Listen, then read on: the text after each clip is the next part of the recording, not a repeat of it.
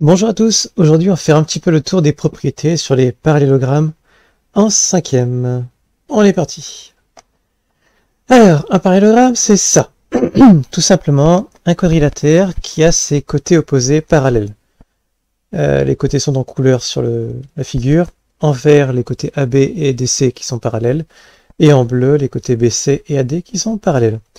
Vu qu'on n'a pas de codage particulier pour les parallèles, on met de la couleur. Les quadrilatères usuels, à savoir le carré, le losange, le rectangle, tout ça, c'est des parallélogrammes. Il n'y a pas de souci. Alors, première propriété, celle des côtés. Comme pour les rectangles, les losanges et les carrés, dans un parallélogramme, les côtés opposés vont avoir la même longueur.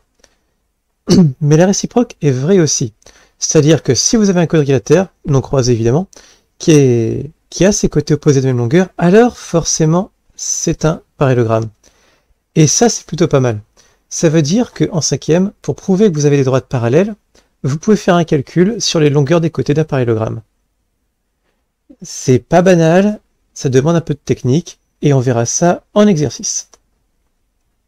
La propriété sur les angles, c'est exactement la même chose. Dans un parallélogramme, les angles opposés ont la même mesure, comme pour les carrés, les rectangles et les losanges. Mais l'inverse est vrai aussi. On dit la réciproque.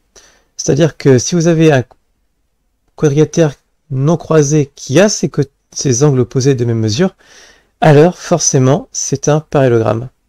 Et on a déjà vu ce résultat, cette configuration-là, avec des angles de part et d'autre, de droite qui sont supposés être parallèles. Évidemment, en cherchant dans la leçon, c'est les angles alternes internes et correspondants. On verra en exercice que ça fonctionne bien. C'est exactement la même chose en fait. La leçon sur les parallélogrammes peut être vue comme une suite de la leçon sur les angles alternes internes et du parallélisme, forcément. Quatrième propriété, la dernière, celle du centre, c'est-à-dire le point d'intersection diagonale. Étonnamment, comme pour les carrés, les rectangles et les losanges, les diagonales vont se couper en leur milieu. Attention, elles ne sont pas forcément perpendiculaires ou pas forcément de même mesure, c'est vraiment se couper au milieu qui est important.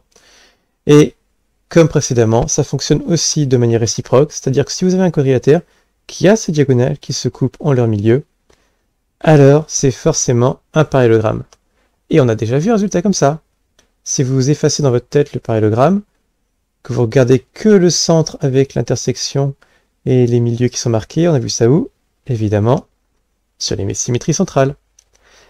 Et en fait, si on y réfléchit bien, toutes les propriétés du parallélogramme, ce sont des applications des propriétés de symétrie.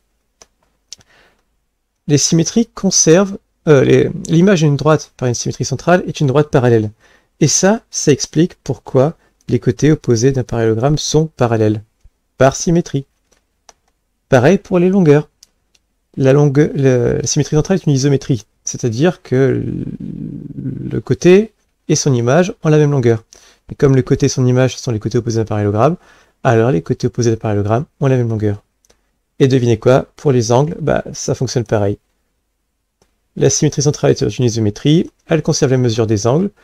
Or, les angles opposés d'un parallélogramme, ce sont justement les angles symétriques par rapport au centre du parallélogramme. Donc, c'est conservé. Voilà. À retenir tout ça.